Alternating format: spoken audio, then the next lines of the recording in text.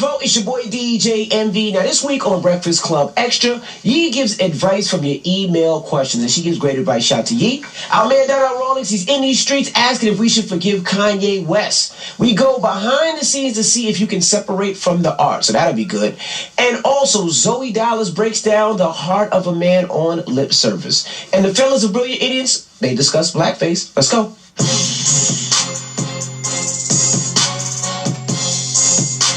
What's up, it's Angela Yee, and it's time for Ask Yee, where you guys send in some questions and I answer them for Breakfast Club Extra. Now, the email is helpmeyee@gmail.com. So, I came to you because I listen to Ask Yee every day, and you give some good advice. Hey, all right, I think I might be demonetized.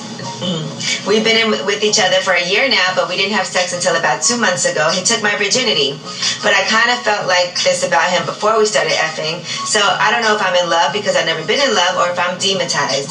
Ever since we started having sex, that's all I've been thinking about. When he doesn't reply to my calls or texts, I get all sad. Am I in love or am I demonetized? I'm confused. Don't get me wrong, I like him for more than just his penis. He's very respectful, he works, he just seems perfect for me, but please help me figure it out. I hate going crazy over some man, LOL. Well, you know what? They call this the honeymoon part of the relationship. You guys haven't been together all that long, and you just had sex for the first time, and you're excited about it, you're enjoying it, and you enjoy the feeling that it gives you. And there's nothing wrong with that. I think sometimes we get so nervous about being so overwhelmed with feeling those feelings of lust, and you do like him for more than that. And as long as he likes you back, and he's respectful to you, and he treats you so good, you should enjoy that feeling. I think a lot of times we try to stop ourselves from being in love and lust and all of those things, but if those feelings are reciprocated, then it's a great feeling, it's a great time.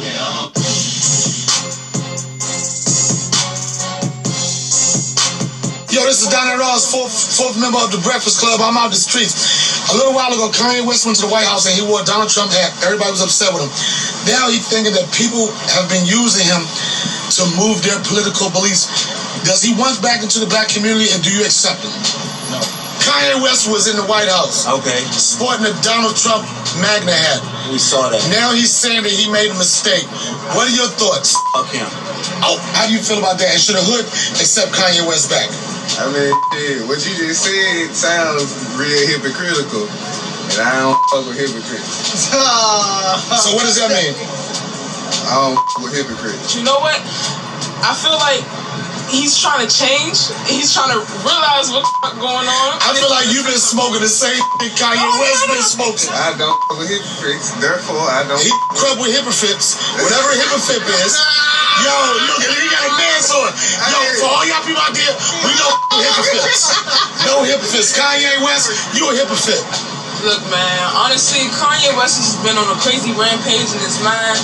Let him get himself together, all right? Let him take this time out. Whatever you say, man, just No, what he's trying to say now is that like he made a mistake. Yeah, he made a mistake, right? Do you believe it? I feel like he's coming to a realization that he's crazy. Don't fuck with Trump. Well, I guess you have it. I thought he was going to say don't fuck with Kanye, but it was don't fuck with who? Trump.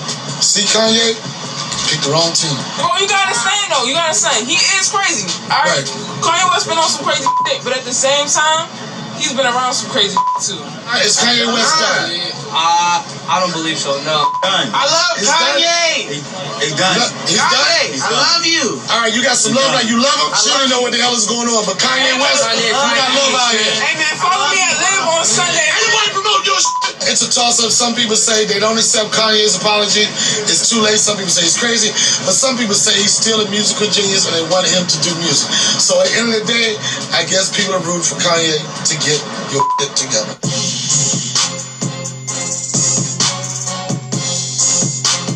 So to answer that question, I'm going to say yes, and I'm going to say no. And I have two specific reasons as to why I'm on either side of the fence. So, example one, R. Kelly. What he did is inexcusable. It's allegedly, I'll say allegedly, but he's done. He's canceled.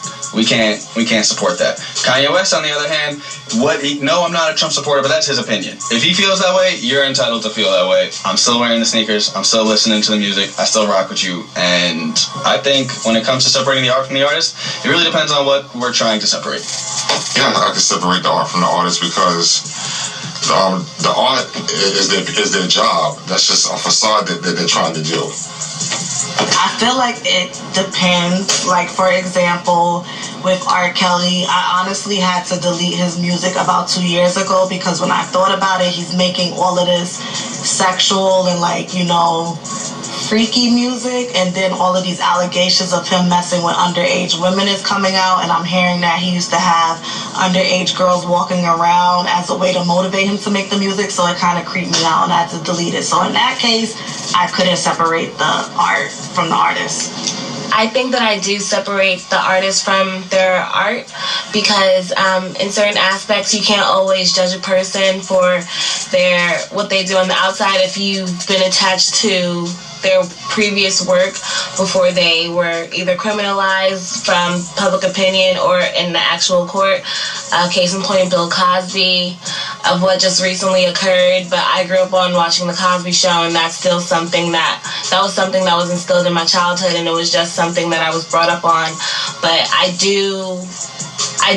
don't support any of his ongoing works, but I do still catch myself watching The Cosby Show, but not fanning over Bill Cosby, the real Bill Cosby, but the Dr. Huxtable is who I do idolize on the show. I think you can separate the art from the artist. I think a lot of times we think about it too much. I think, like with the whole Bill Cosby situation, I definitely still love The Cosby Show, but I can separate him from being Dr. Huxtable as him, Bill Cosby, you know what I mean? So I definitely think you can separate art from artists. When it comes to separating the art from the artist, I think you can't separate the art.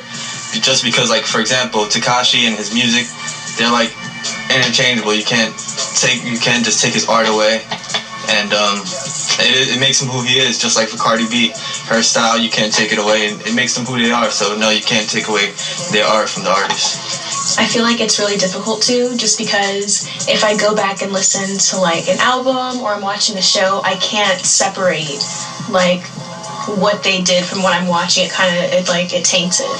So no, I actually can't. See, I'm torn because Kanye's been one of my favorite artists forever, and he's obviously been saying some crazy stuff. I'm guilty of still listening to old Kanye, so I guess, yeah, you can't separate the artist from the artist or what the artist has done. You kind of have to, because them as an artist is totally different than what their views are as a human being. The art that they created can still be great, and they can still be tell a person on top of it. So yeah, I can still support the art and not support the person.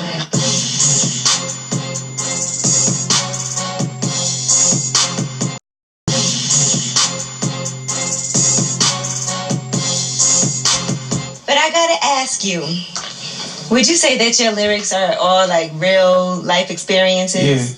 Yeah, everything. So are you like heartbroken or something? I be heartbroken, depressed, suicidal, all types of shit, man. It's a lot. So what is it? Like, okay, so there's one song and he is like going through it with his ex. She cheated on him. Yeah, facts. And I felt that, because a lot of guys don't like to admit that their feelings are hurt. Right. Mm-hmm. Man, we got more emotions than females. We just better at hiding it. Mm-hmm. I think that's very true. It's a pride thing. It's a men thing. Mm-hmm. Especially in black men. Mm-hmm. Our pride is super strong. It's serious. And then you just listed a whole bunch of, like, you know, depression and all of that. Like, where is all that coming from? You know, it be a lot, man, when you do everything on your own. Mm-hmm. And, you know, everybody come to you. I'm like the person everybody come to, but then when you go through something, it's like, who do you go to? I can feel that. You know? Mm-hmm.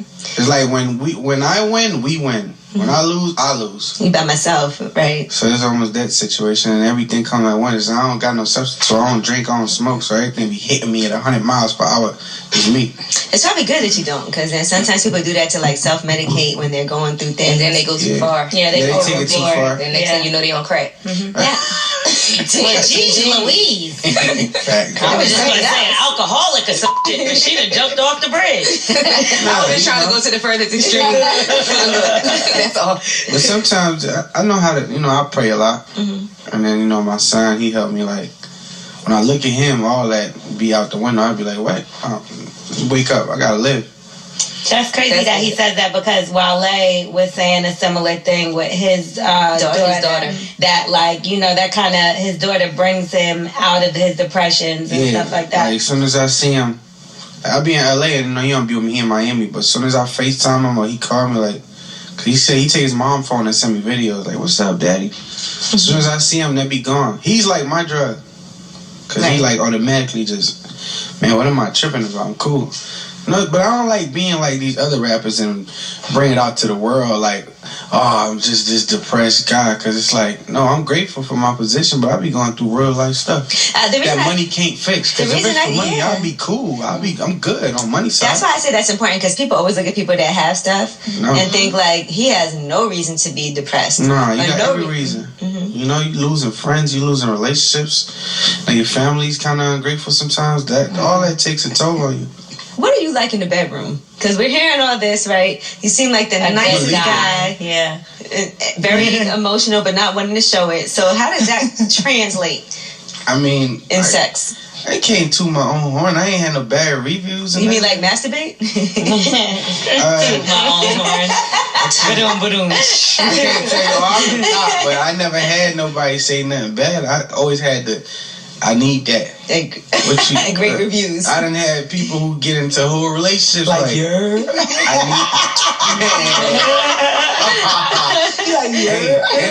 And I'm an island boy, so that comes, you know. Yeah. I don't have no restrictions except, but just one thing. What's that one thing? Just anal. Okay. So you don't put that. Nah. Cool. Nothing. So you don't put no fingers in or nothing. I mean, yeah. You do that. You eat her butt. You do anal, just not. I'm not sticking my. By the way, thumbs hurt. Thumbs it's how you do it. It's how you do it. Thumbs up. Bend your thumb all up all crazy. It's a grip. If you go. Nah, I don't like the thumb either. You gotta do like this finger. This? Yeah, this is the finger. Trust me, I know. If you hit somebody from the back, you can't put this finger in there like this. This weird. Wait, you want to do it from the thumb is you holding her like this. Okay. It's like a grip type of thing. So like, you like her from the back and. You don't just put your this your index, right? You got an extra. Just put your index. The index is when you don't have your thing in. It's like we want you. Uncle, what is it? Uncle Sam? That's Right me. The Oprah. You get one. You get one. You get a finger. You get a finger. You get two fingers. Yeah, that's it. That's the only thing you won't do is anal. Yeah. What about like, would you let a girl pee on you?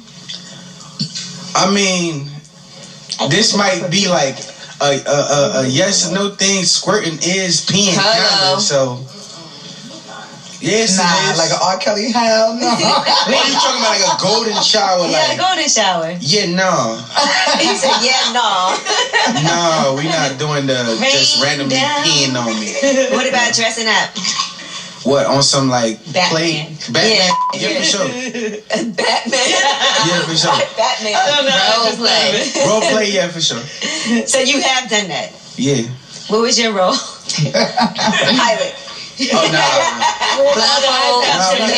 We actually did like some what's the clown Homie the Clown? No, not Homie the Clown, the It. Yeah. That's serious. They could have been running and crying. Hey, you dressed up as the clown from It? Yeah. And how did this scenario go? It went amazing. What was I can imagine that. What was she dressed up as? Did you pull her in the sewer? She had a balloon. She had some princess shit on. I don't know what the hell that shit was. A clown and a princess. This was Halloween. Did y'all just have costumes laying around? It was a Halloween. It was Halloween. It really was though. Wait, so tell us in a Halloween costume. But what was his opening line when he grabbed her up? Hey, I got a game. You want some candy, little girl?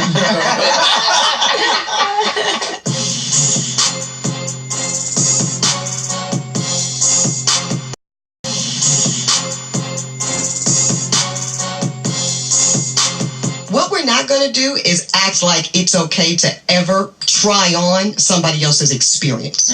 Okay? And that's the deeper problem. Beyond the minstrel show stuff, and of course, that's the rooted history. I have a problem with it today because you don't get to put on my skin color. You know, I watch Real Housewives of New York. I'm here for it all day. And I had a serious problem with Countess Luann putting on the beautiful complexion of Diana Ross for the sake of Halloween, because you don't get to elect and opt into the Black experience experience when you choose to, when those of us that are born into this skin have to wear both the honor and privilege that comes with it and deal with the horrific cost that can come with being black in this country and being of color in this country. So that's my problem with it. You can't opt into it because it's Halloween and then you opt out of it and really have zero responsibility or accountability around it any other day. Opting into somebody's experience? No. It's literally hopping into experiences of fictional characters. But That's not what Halloween is black about. There you go. But you're not being black people. You're being Blade, the black vampire. I think you can still Right? be Blade without putting the black skin on.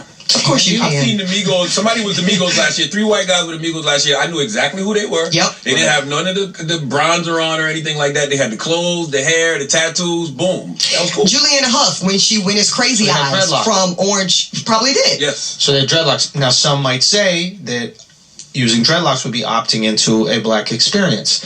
Some would also say that every culture has dreadlocks if you just don't shampoo. I mean, I'm Scottish.